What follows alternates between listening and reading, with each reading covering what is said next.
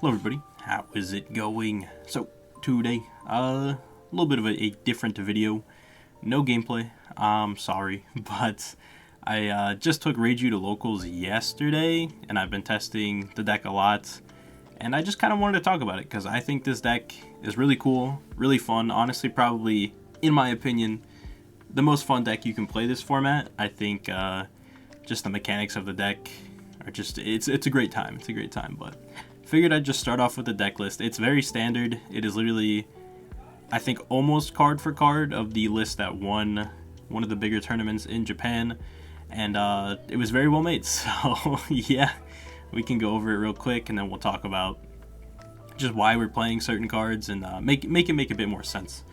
So just starting off, Kaya, probably just the most synergistic 2K in the deck, maybe outside of like Sora, because Sora is an engine, you know, like you can use her effect if you need to, but yeah, Kaya is very good and can kind of just solve your early game hands if it's looking kind of rough. And obviously next up is Sora. Searchable 2K, does have a good effect, comes up sometimes, so yep, just kind of have to play it. If you don't know what her effect is, it's pretty much you play her, you discard a card, and then you can add back one of these small Vin smokes, so you know, makes sense, kind of recursion if you need to get back, you know, one of them. Obviously we're playing 4 of the small Reiju, 4 of the Niji, and 4 of the Ichiji. He is a bit later in the deck list, but that's fine. Gotta play him. Cards are just too good. 2 Khalifa. This card is another one that can like kind of solve problems of the deck. It's pretty much just a queen effect, but every time you attack, so it'll basically replace itself when you play it. Yeah, you are playing a 4K body, but it's kind of fine. Like if you are in a spot where you have nothing better to do and just setting up a draw 2 for next turn is your best play, it's just your best play, you know, like you'll take it. And then Pudding, this card is broken. People are not expecting this card. We're going to talk about it a little bit more on the next slide, but yes, card is good. Already talked about Ichiji. He's there though. We have Gion, who is or I think that's how you say her name. Hopefully. Again, 2K counter is teched for some matchups, but usually it's just a 2K counter. And then, you know, big Reiju, big Niji, obviously, come on. Queen is a +1 5-drop 6K blocker, solves your hand. Sometimes is very good in the what is that deck? Very good in the Yamato matchup. Can't get hit by a Maru. Can get Hodied, but still all around safer than like smaller blockers. Also, what was I thinking? A little bit harder for like Sakazuki and Gecko to pop, so I do enjoy Queen. Sometimes just playing that and going +1 is just fine, you know, if they answer it, whatever. But yep, at least you went plus. And then 4 of the big Ichiji, gotta play them. We are playing 2 Judge. Again, we'll talk a little bit more about Judge later.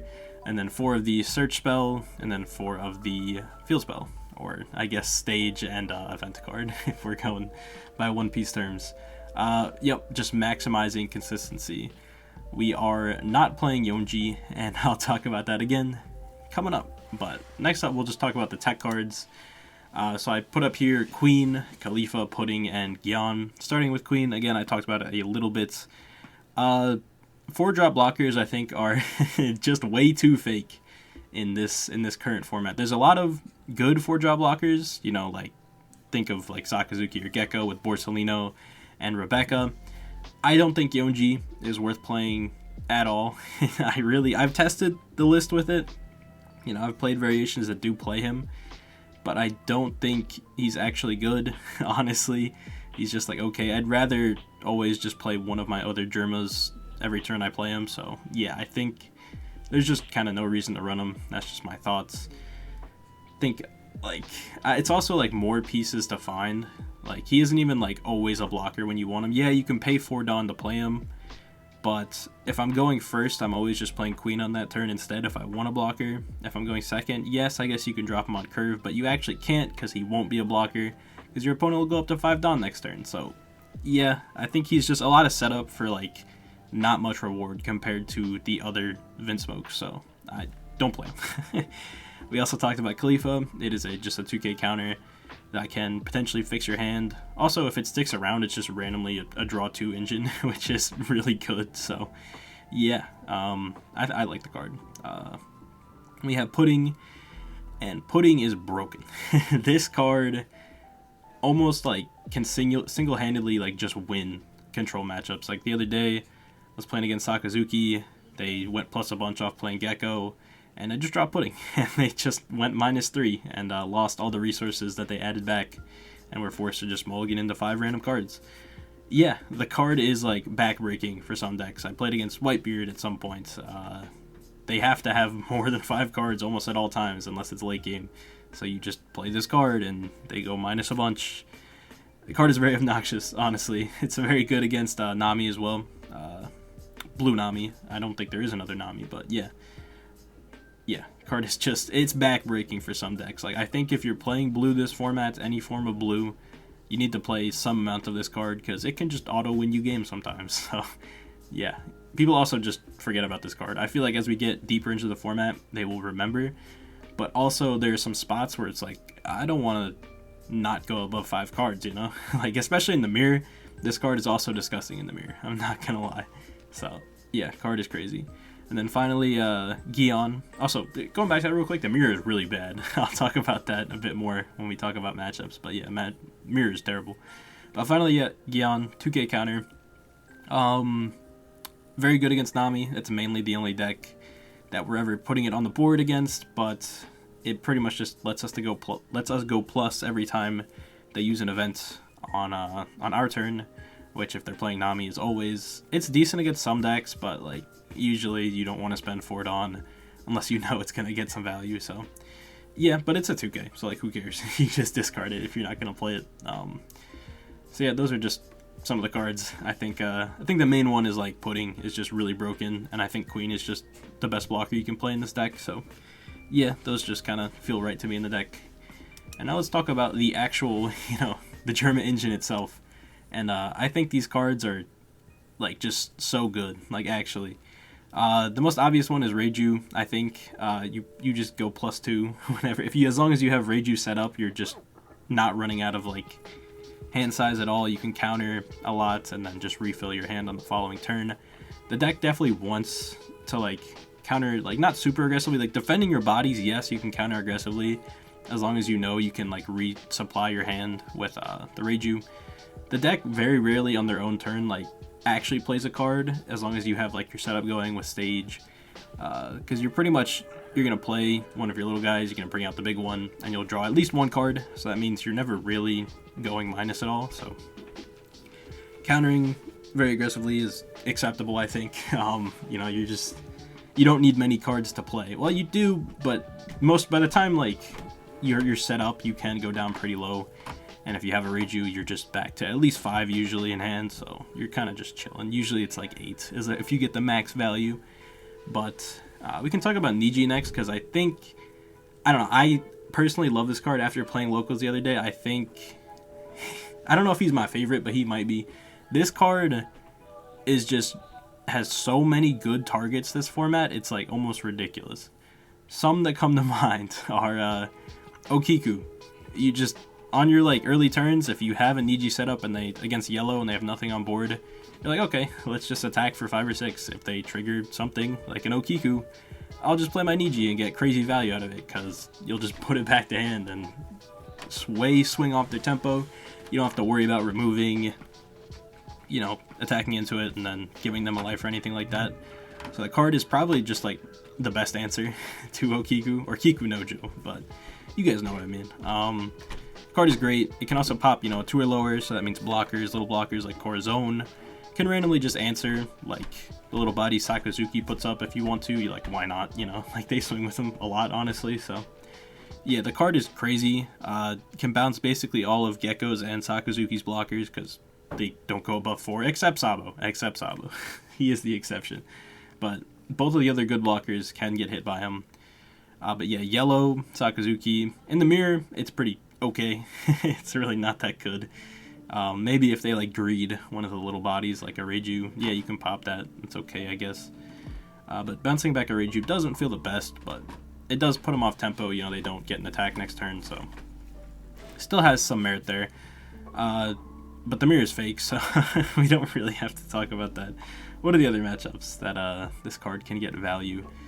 Against Yamato, same thing, depending on what version they're playing. If they're playing with the green version, you can just pop a bunch of the little blockers they play. If they are playing the yellow version, it's a good answer to Ohm. Yes, they'll be left with Holy as long as they hit the Holy. And if not, you're feeling great because you bounce the Ohm. And if they're playing like the Wano version, hit the Okikus. It feels good, man. And then obviously Ichiji, I don't think I need to explain why this card is so good. You're on your second turn, you're playing a 7-drop, 7k power that has Rush and will probably stick around for quite a couple turns.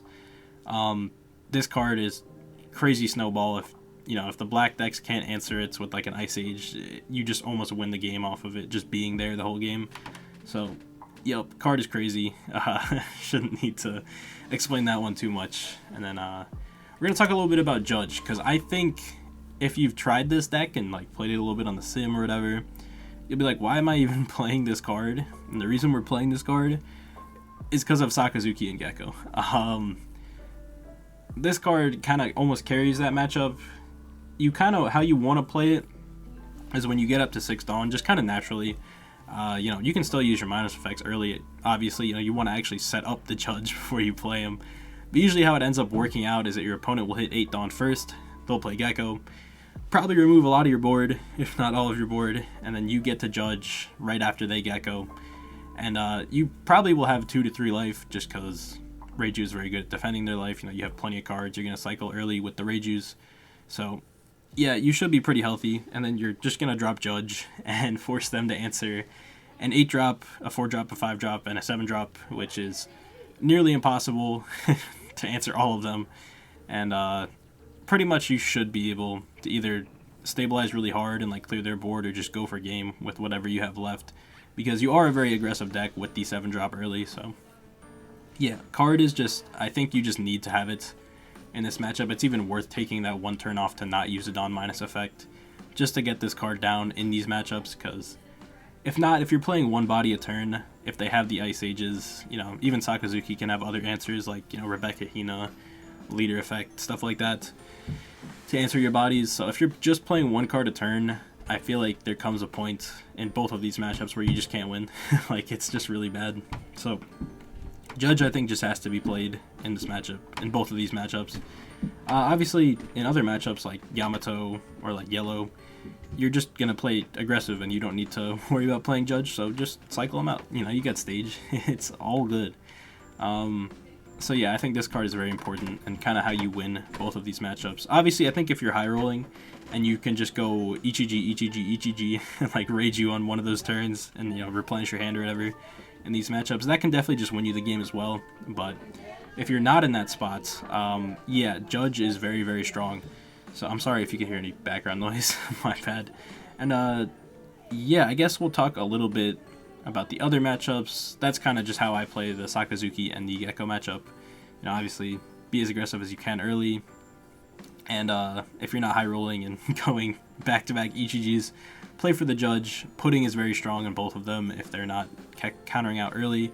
I feel like most Gecko players counter out pretty heavily early, so Pudding might not get a ton of value, but if they are greedily taking their life, yeah, punish them with Pudding. It also works very well that if you want to play Pudding on the turn right before, like on your 6th Dawn turn, you play Pudding, rip a bunch of cards and then just attack with whatever you have on board, and then that get you to the Judge, because they just went minus a lot, so you should be chilling.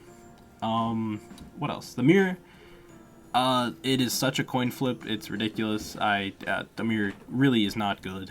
You need to go second, and you need to have a 2-drop. You need to have Reiju, basically. And you kind of can just win off of just playing Reiju and sacking her off. Don't even play, like, if you don't even have the 4-drop, it's fine. Literally just sack her off, put yourself at 1 Dawn. And then, like, for the rest of the game, your opponent is 2 Dawn ahead of you. So they need to get to a turn where they can minus 2 Dawn. And then, like, as long as you're subsequently minusing Dawn every turn, they just can't get back in the game. Like, it's really bad. Like, maybe Judge will get them back a little bit, because you can minus 4 that turn, but yeah, it's not good. And there is a reason, I think maybe the only reason people are considering playing Yonji is just to have that extra 2-drop to play on your going second, turn. 2, just sack it off to just win the mirror on turn 1. It's probably not that cookie cutter as I'm saying, but it's really obnoxious, and it's just not a well-designed, mirror match. Every other deck, Reiju, just does what she wants, and, can... Also, red-purple law. It works like that, too. You just kind of... If they just put themselves behind on your Dawn, you kind of lose that. So, yeah, that is definitely a fault in the deck design. Outside of that, like every other matchup, you don't have to worry about stuff like that, but... It does kind of suck that there are these matchups that you have to play in this weird way, and it's just kind of unfortunate. Against yellow, Katakuri, I think you do fine. You're just aggressive enough.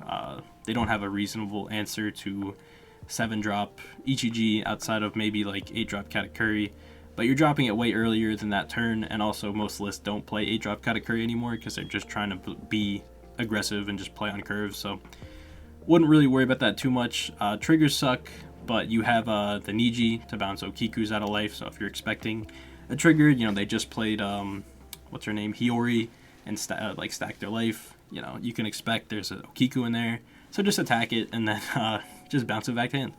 You're chilling. You have some really good cards in that matchup, and obviously can get to them pretty consistently. What else is in the format? Yamato is pretty scary.